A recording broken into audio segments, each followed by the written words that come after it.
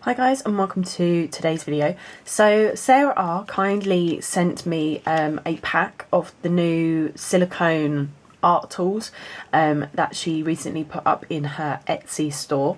I know a couple of other places sell these, and I think it was requested for Sarah to also stock some. So she asked me if I could do a video for her, which obviously I said yes, of course. So we're going to be taking a look today at the 3 different tools. Also going to be doing a couple of demos for you on how to use them. I will say this now, I have never used anything like this before. I am a complete beginner with these. I am no expert. This is probably not at all how you're meant to use them. I don't know, but this is just kind of what I've seen generally from online and things like that. So I'm just giving it a go, and yeah, we'll see how this goes. So we'll take a closer look at each of the tools. So here are the tools out of the sort of plastic case. So you get 3 tools, but you get 5 heads. So 2 of them are double-ended and 1 is obviously a single head. And obviously in the middle as well, you can see we've got some lovely blue Swarovski crystals as well, which you all know that we love a bit of bling.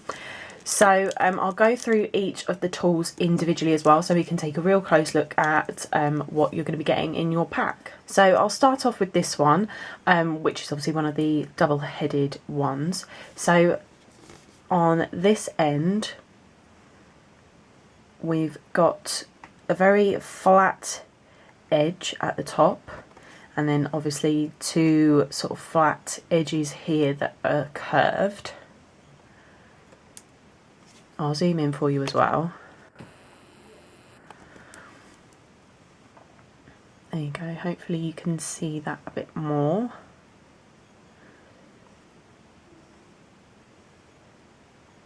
So, and as they're silicone, they are nice and flexible and bendy as well. So that's the first one. Then at the other end, we've got sort of what looks like a cuticle pusher shape. So if you've ever bought any of the sort of rubber-headed cuticle pushers, this is exactly what it's like. So we've got this sort of domed area, flat area here, and a nice curve all the way around the head.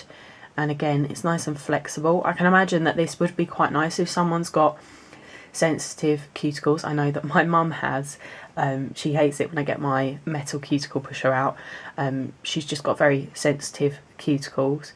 So something like this would be very handy if you've got any clients or if you're like that yourself, because it is nice and flexible. So that's the first double-ended tool. So next up we've got the second double-ended tool. So I'll zoom in on the first head for you and we can take a look. So with this one we've got a flat edge, and it's actually, I don't know if you can see as well, it's kind of slanted as well. If I put my finger there, it's slanted as well. So you've got a flat slanted edge here, also a flat edge up the top, and then you've got this nice curved domed bit here. You see, whoop, it's like a little ski slope. So this type of one, I would imagine, would be really, really good for using on smile lines for acrylic and gel, because you can use this domed area here and just do that, and it should create that nice lip for you that you need for a French. I won't be showing you that today, I'll just be using gel polishes, but that's the first end.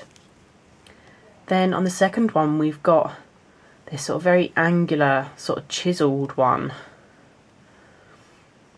So it's sort of it's a triangle shape, so very flat edge here, flat edge down either side, and then we've got a nice point up here as well. So I mean, this would probably be quite good for like chevrons.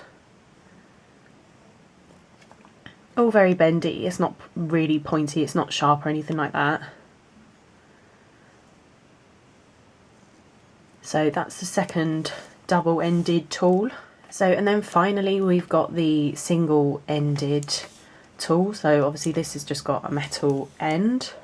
So, and this is just one domed point So completely round cylinder and then a nice point at the end. This would be really, really good for like a dotting tool or tiny little details like that on nail art and stuff.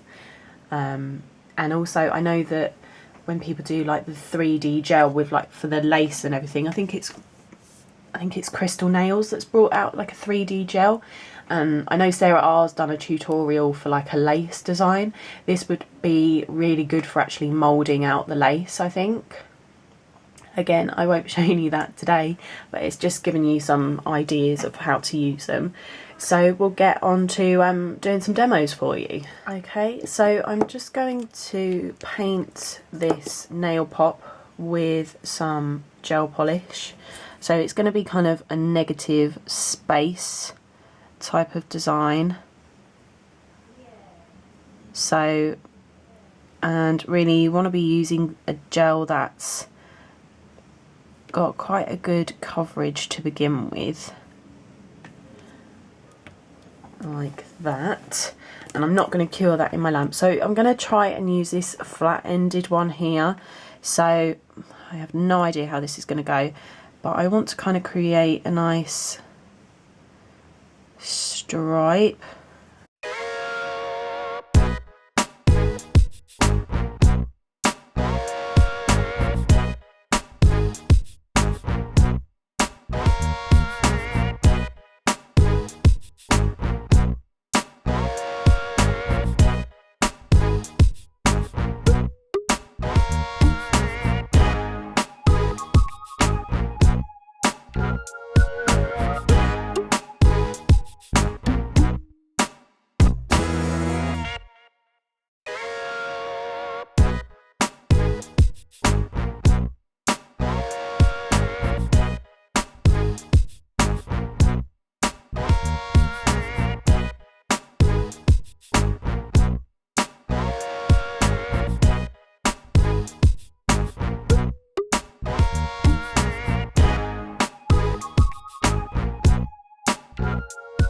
It really doesn't help when all of the gel just keeps moving back to where I've just put it back. I'm going to cure that now just for the sake of argument. Okay, so then if you're going to go and do your second layer, what I would actually do from here is, rather than going over that nice negative space that you've just done, just do sort of a general second coat over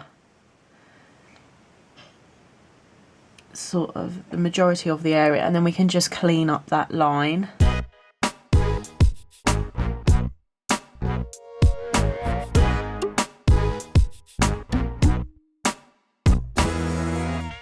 So I'm just going to cure that straight away.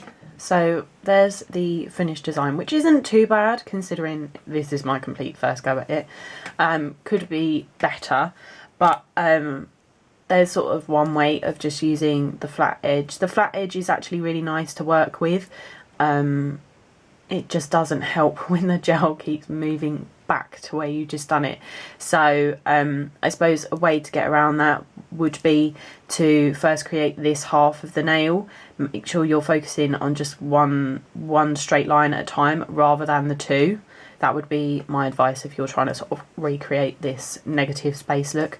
But that's sort of the flat-ended tool, so we'll move on. But we'll get on to doing this with French. So if you're doing this on a natural nail, you might have done your, sheer French pink colours already and cured them. So now we're going to go in to do the French. I'm going to kind of do it quite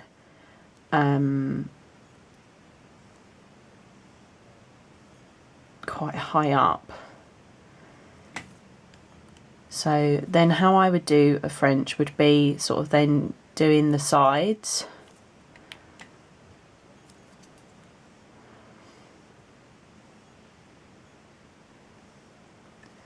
Like that. So then now if we're going to use the tool,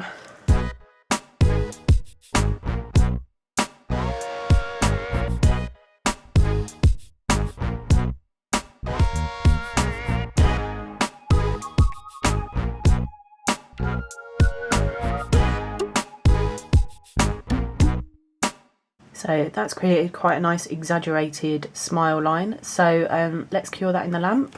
Okay, so for the second coat, I'm just gonna follow sort of the line that we've already done, just so that we don't have sort of a lot to actually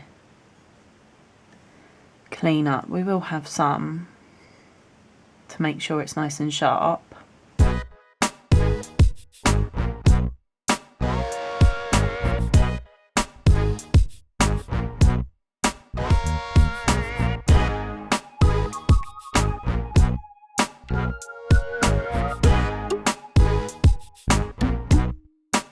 Okay, so I'm going to put that back in the lamp. So, and here's the finished look. So this is really good for sort of an extreme smile line. I mean, this is a pretty extreme smile line, but it depends what type of French that you like. I mean, I quite like this. I'm not really a French type of person anyway, but if I do like a French, I like to try and do it quite extreme like that. So, and that's using sort of the flat domed head. So we'll move on to the next one.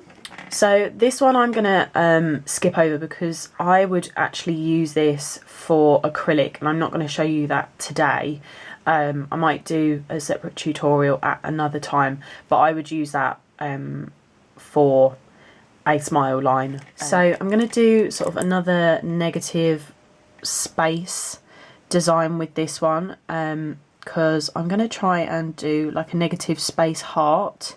Someone asked me for a tutorial ages ago on how to do sort of a heart design, and I'm afraid I never did it. So this just might be a nice quick tutorial on how to sort of do one. So I'm going to use it sort of in this way, and if all goes to plan, I'm going to use the tip, and then I'm just going to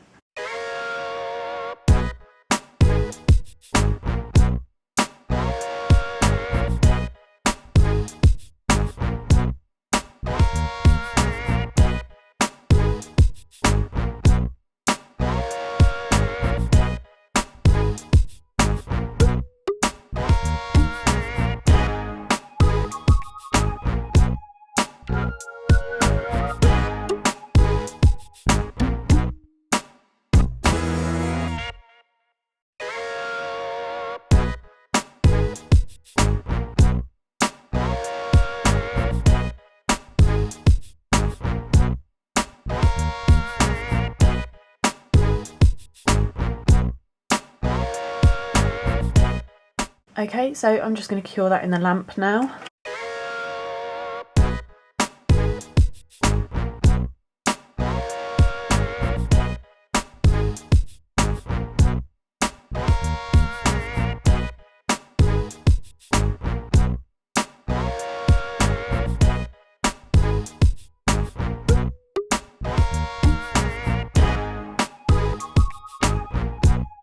So, and here's the finished design. So again, this isn't perfect, but it's something for me to work on, but hopefully you get the idea of it. So, and that's by using this sort of angled triangle type of tool. So we'll get on to the last one. Okay, so I'm just going to use this as sort of like a nail art brush in a way, because it's quite small. So I'm going to attempt to do some sort of like lace inspired.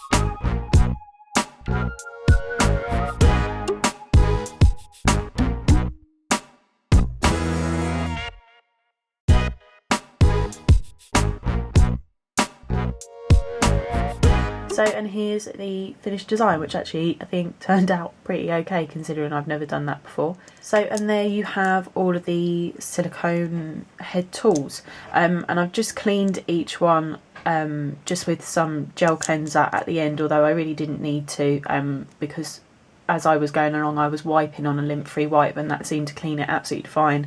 There's no staining or anything like that.